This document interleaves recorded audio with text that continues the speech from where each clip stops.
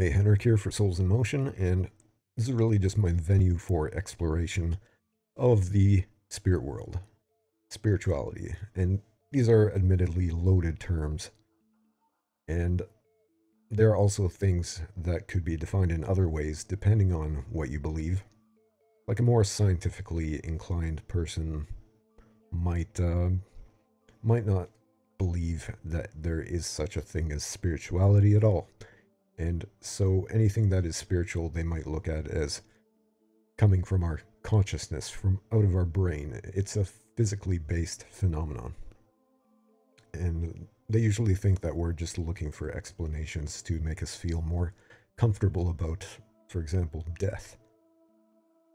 When somebody has a near death experience, what often happens first is that they find themselves floating outside their body, looking down on it, and they see the doctors working on them, they see their body, they see this kind of shell that they become detached from emotionally, and then they're like, okay, see ya, I'm off, and they go flying into what they would describe as the light.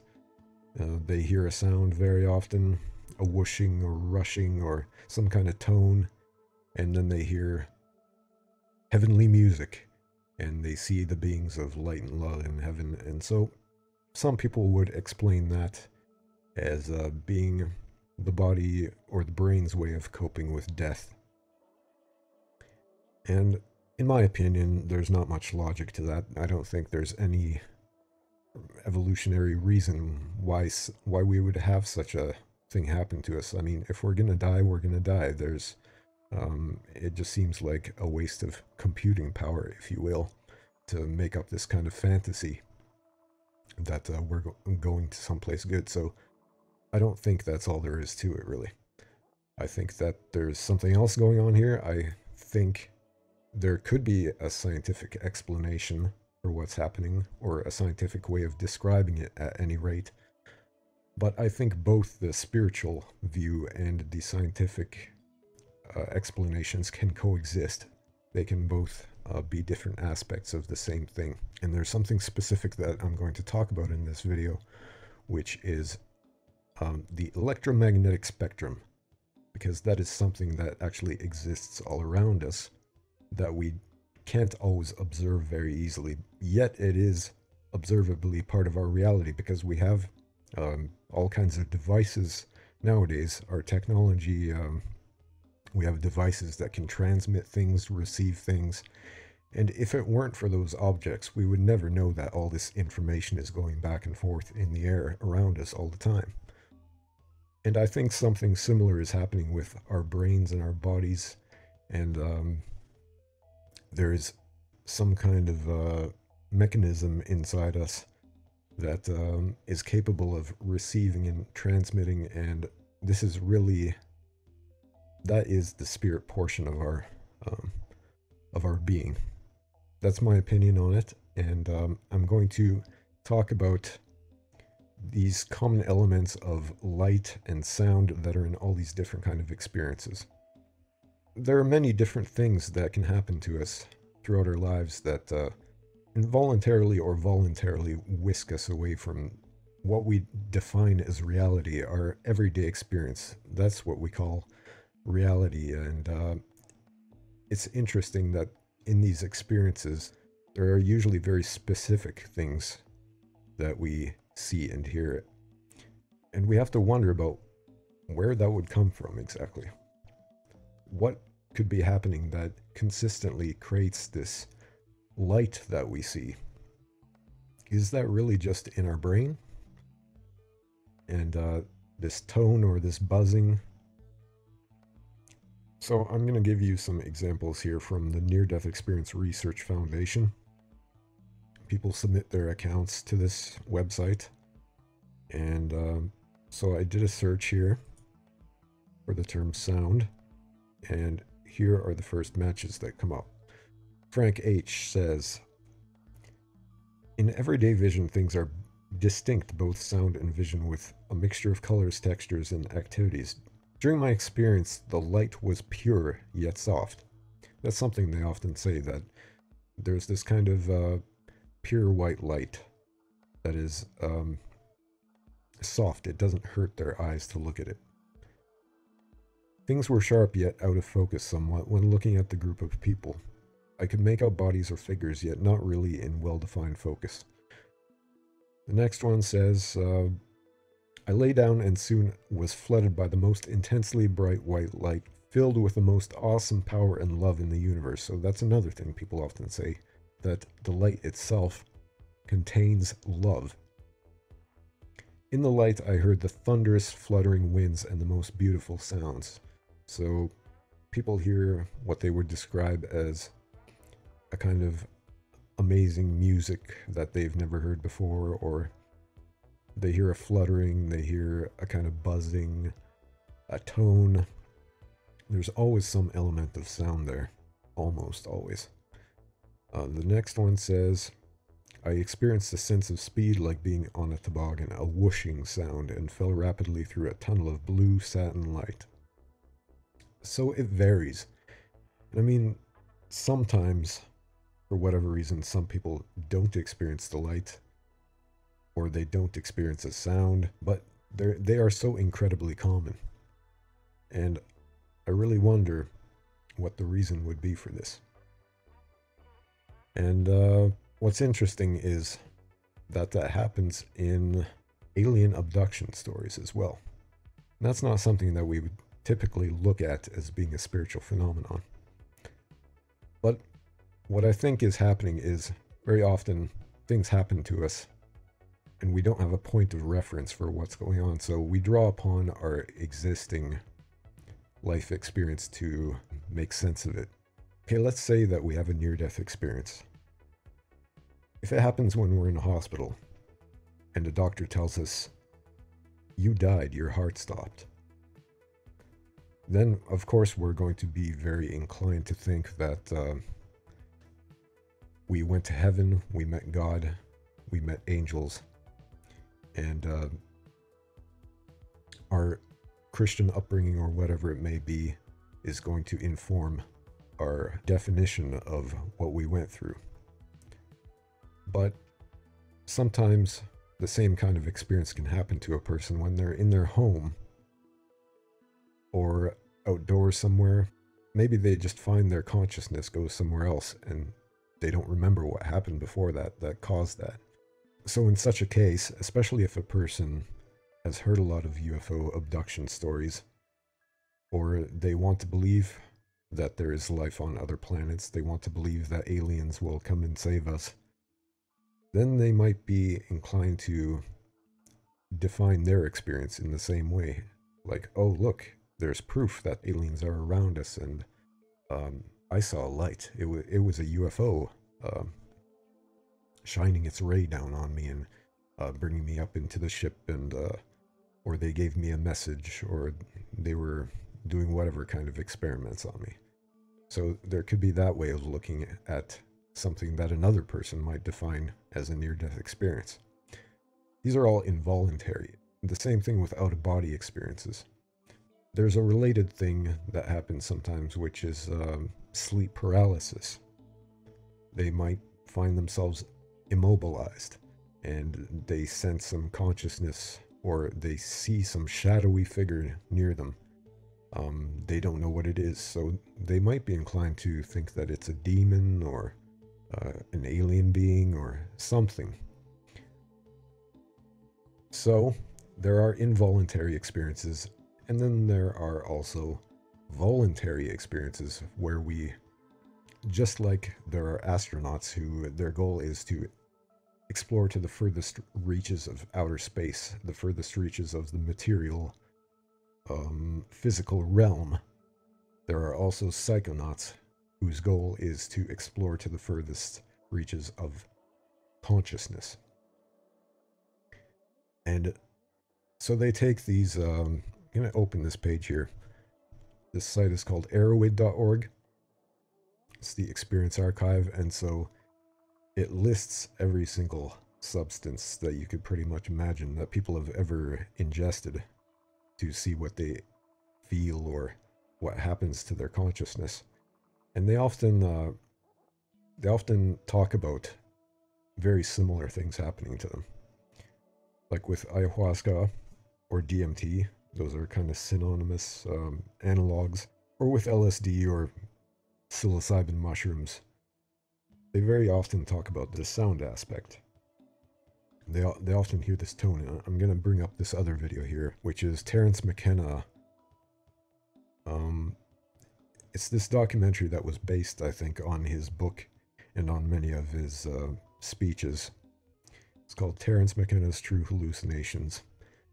And what I'm going to play for you here is his brother Dennis kept on hearing a tone, and this is him describing that, and they kind of reenact the whole thing. So this is very interesting. All was finally in readiness. The living mushroom, the harmine brew, the harmine smoking mixture. After we each had taken a half a cup of the yahe infusion, we settled down to wait. Dennis had been hearing the ESR tone that he deemed the sine qua non of what we were attempting for the past several days. After about 15 minutes, he announced that he could hear it more clearly and that it was gaining strength. He felt prepared to attempt the experiment at any time, he said. The candle went out and he sounded his first howl of hypercarbylation. It was mechanical and loud like a bull roarer and ended with a convulsive spasm that traveled throughout his body and landed him out of his hammock on the floor.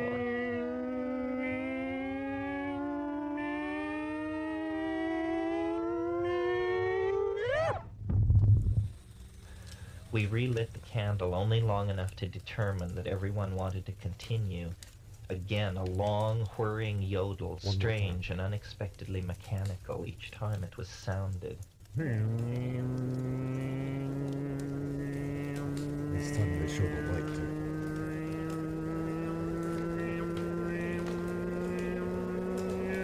See the tunnel?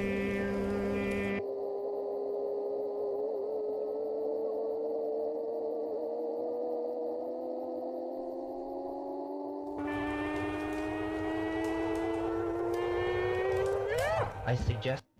All right, you get the picture there. So you see, I mean, if you didn't know what that was that he was talking about, you could be just as inclined to believe that he was talking about a near-death experience. We always tend to believe that whatever we went through is somehow unique or special. And especially if it's something that we believe is a message from God, we're going to be very attached to that. And we could even be offended at the notion that somebody who intentionally took a substance, we might be offended by the notion that that could in any way be related to what we went through. Because we don't want to devalue our own experience, and we don't want to, in our society, where most people are, they want to be law-abiding, or they want to be seen as law-abiding, and they don't want to give credence to drugs, of course. And I myself, I don't want to sound like I'm promoting drugs by talking about this. I'm not trying to get any of you to go out there and do shrooms or things like that. You see, I have to give you this disclaimer, but what I think this all speaks to is that all these different experiences, regardless of what we're doing to instigate, I think they're all different kind of gateways to the same phenomenon, which is something is interacting with our brain or our consciousness in some way.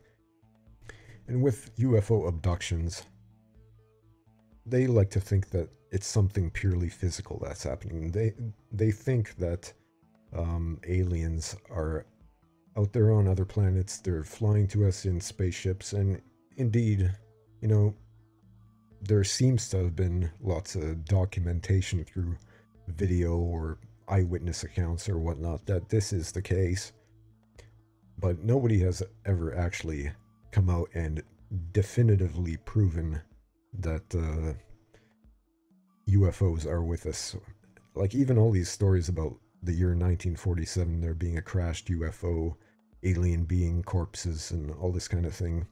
No proof has ever been produced. And so you have conspiracies that this is all being hidden from us by the government. But I have a different theory as to what's going on. I think that people's abduction stories are actually, in a sense, a spiritual phenomenon. I think it is a phenomenon of the consciousness. It is energy moving, information being downloaded into us somehow. Perhaps you could call angels aliens, or you could call aliens angels. You know, it doesn't really necessarily matter what you call it. It's that there is some other form of existence, some other form of being out there that is perhaps more fundamental than our own. It is energy, and energy contains information, and that information is traveling through the air through all these electromagnetic waves that we can't see.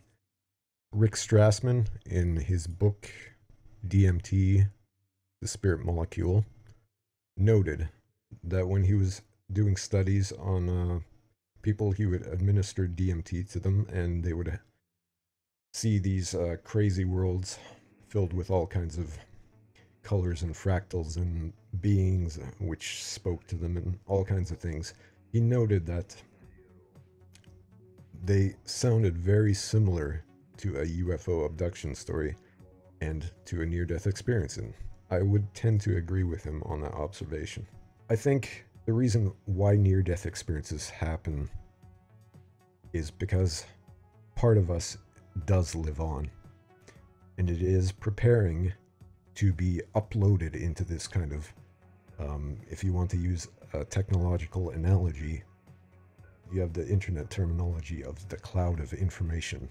And that's so appropriate, isn't it? Because heaven is seen as like being in the clouds, or the collective consciousness. And so I think our consciousness is being prepared for an upload into that, and these processes begin near or at the point of death. And it can also be instigated with substances. And I have no idea exactly why it would happen during a so-called alien encounter, but I have a feeling that perhaps without their knowledge, they have ingested something, or something has happened to their body. Their body is in some way malfunctioning and beginning these processes. So there's something interesting also in this documentary here, Terence McKenna's True Hallucinations. There's one more thing in this video that he mentions that is actually a very good point. I'm going to scan over to that right now. Has the news from quantum physics not reached the UFO community? Is it not now thoroughly assimilated that an observer is necessary for reality to exist at all? It's all psychological. There's no distinction. And so these people who have such enthusiasm for beryllium ships from Arcturus or wherever should be informed, you know, same. So now what is physics telling us? Saying, folks, hold your horses here. It turns out the cheerful world of billiard ball-like atoms winging their way through Newtonian space is in for serious revision. It turns out that these particles aren't even particles. They're waves. Well, no, not exactly. They're both. Well, what I actually meant to say was, and you discover the babble of mad people is what is coming out of the physics departments today. Science has collapsed. Its core has given way to contradiction. Carried far enough, the analysis of this stage will show you that it has no, quote, reality to it. Now this plays nicely right into my hands. Let's go back now to those drug-induced hallucinations. You know, I think every UFO investigator in the country, they have these forms when they come rushing out to your house when you report an 11-mile-long green cigars overhead. And the first question is, are you intoxicated? Do you have a history of taking drugs? What is your relationship to altered states? Most encounters with extraterrestrials take place in altered states. That's what altered states are. Reality is, you know, the tip of an iceberg of irrationality that we've managed to drag ourselves up onto for a few panting moments before we slip back into the sea of the unreal. So this is why I love listening to Terence McKenna. He has such a way with words. And I haven't listened to him so much lately anymore, but I did have my phase where I just went through talk after talk after talk, and especially when he's not getting all deep into his theory, Time Wave Zero, it was pretty much his magnum opus or his life's work or whatever. Or talking about DMT elves and psychedelics. That was the initial reason why I began listening to him, like most other people. But especially when he was talking about social issues and science and religion and all these things, that's where I feel he was at his best. He could just really elucidate things very well. And he elucidated some of my own thoughts very well on Christianity and why I felt that it had reached its limits of what it could offer me, and what I could learn about God and the nature of reality and stuff. You kind of run into a wall there, and he made a lot of good points about the attitudes of the Christian church, and he never did it in a disparaging way. He always just made his point very clearly, and very often using clever humor, and it always just really spoke to me. And here, I mean, he always took a perspective about everything, regardless of whether it was the psychedelic community or the UFO community, the Christian community, or society as a whole. He would always be kind of critical of everything. And even with his own opinions, he would often contradict himself and admit that he was contradicting himself. He was just very open and wanting to get at the truth, and so his opinions were bound to change quite a lot of the time. But like I said, he could he had quite an understanding of a huge amount of topics, and he could just go on and on about them for hours in a very self-assured way, and I think a lot of people like that about him, because he really had a way of inspiring you. Here he talks about quantum physics. That's what he was getting at. He brought up quantum physics and there needing to be an observer for reality to exist. That's kind of what we're talking about with near-death experiences and all these other things. It's like there's an indication that all these things are communications coming from perhaps this observer. And it's happening through this medium of light and sound. And so he brings up that duality of light, that it's both a particle and a wave. And that's what I have open on this page here. It says, the photon's wave and particle qualities are two observable aspects of a single phenomenon. And in the near-death experience, in the psychedelic experience, and the alien abductions, and all these other things, there's that dual nature too. And that theme that pops up again and again of seeing the light and hearing the sound.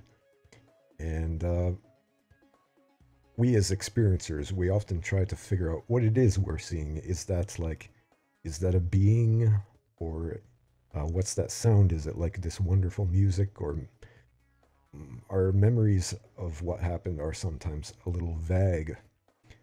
And maybe what we're seeing isn't so, it's not so definable. It isn't something that we would recognize. What's happening, I think, could be that we're just tuning into different frequencies or tuning into a larger principle, if that makes sense. I don't know if it does make sense, but we try to make sense of it. But what we're really tapping into is the medium of information. Like, there could be messages meant for us that come later on, but there's a process that happens as well, that we're being tapped into this information stream. So I think that could be what that tunnel is. We're transitioning from one reality to another. And so I've talked a lot about light and sound here, and there's one more thing that I'd like to bring up that is very, very interesting. First, I'm going to play a little piece of this video here on quantum physics and the experiment that it claims broke reality, the double slit experiment. So I'll just play a few seconds of that here, and then I'm going to show you something else. And maybe it'll blow your mind, maybe not, I don't know, but it's kind of blowing my mind right now when I think about it. But when the peak from one wave encounters the trough from another, they cancel out, leaving nothing. Destructive interference. So we have these alternating tracks of wavy and flat water. Any type of wave should make an interference pattern like this. For example, water waves and sound waves, but also light waves. This double slit interference of light was first observed by Thomas Young back in 1801. A source of light passing through two very thin slits produces bands of light and dark stripes, alternating regions of constructive and destructive interference. All right, I'm going to stop it right there. Can you see what's happening there? There's kind of this oscillation of light happening, and there is also a banding pattern going through that. Does that look familiar to you at all? I'm going to show you something else now. All right, so waves. We're probably most familiar with them through the principles of sound. I myself have been involved in music production for quite a long time now, since I was a kid, but I got more seriously into it in my late teens, maybe when I was 18 or something. So 20 years now I've been involved in that, and I always had kind of a basic understanding of the waveform that oscillates. That is the medium in which sound travels. And I started to understand principles like phase. When two sounds go out of phase with each other, if they go totally 180 degrees out of phase with each other, it makes the sound disappear. So that's undesirable in audio production. And we have a visual representation of this phase phenomenon. I'm not going to get into the nitty-gritty here or anything, but we can at least look at it. And so if you look at that, that is now two signals that are roughly 180 degrees phase from each other. I'm going to ask you again, does that look familiar to you? It should. I have this book here by Jeremy Narby. Aside from Terence McKenna, this was one of the first things that really started to catch my attention. It's called The Cosmic Serpent, DNA and the Origins of Knowledge. And this guy was an anthropologist, and he went to South America, to Peru, and he partook in ayahuasca ceremonies, and he looked into their legends and spiritual myths and all these things. And what he found was that the snake is very common to a whole bunch of different belief systems. Of course, it's a part of the Christian mythos, the serpent that came to Adam and Eve and tempted them. And the other thing was that when he took ayahuasca, as I mentioned, that's the DMT analog. he would find that he would always see these huge, colorful snakes, and that scared him quite a lot at first. And then he began to study the mythology behind it, and it seems that the snake is considered like this kind of creator being or something, which might freak some people out, because in Christian mythology, the snake is supposed to be this kind of deceiver. But apparently in like every other religion, the serpent is sort of a good force. So that's interesting. But also he started making this connection that the cosmic serpent it was a representation actually of DNA. It is a carrier of information, just like these trips or psychedelic experiences that people would have on these drugs that gave them information. Like he talks about in the book how they said everything that they knew about plants and about how to conduct themselves as a society was all given to them by these psychedelic experiences, by beings in those experiences. So that's interesting. So this medium of DNA, this waveform shape, it's a medium that transmits information, and that's exactly what a waveform does in the world of energy also. Whether that be light carries information. Fiber optics, that is light moving, and that carries all the information. Right now the whole internet is built on that infrastructure, and the EM spectrum carries information, sound, radio waves, the music that we hear on our radios, that information from satellites, that's all carried through waveforms as well. So it's interesting that DNA, that's what I'm getting at here. What you see on the screen there, that shape, and also that, even down to the fact that there's this kind of blind effect going, these stripes going along with that oscillation. You see that in DNA as well. So it's like our being, what we are, is really just another expression of waveforms, and also another expression of duality. So I think it makes sense that there is the physical form that is considered us, as well as this energy form that is at the same time attached to us, or it is existing in this kind of quantum state, displaced from us. It is tied to us, but it is perhaps in another location completely. So I don't want to say too much more here in this video, but I think this is all very, very interesting, that all these similarities exist between these different types of experiences, that similarities exist between this invisible energy that we know as the EM spectrum, light, sound, and every other area of that spectrum. As you can see, it's a very huge spectrum of visible light and sound. That's just one puny aspect of it that we can tap into with our five senses, and that science is built on.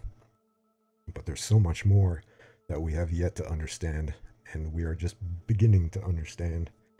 And I think that is the beginning of building an understanding of what is also going on in the spirit realm.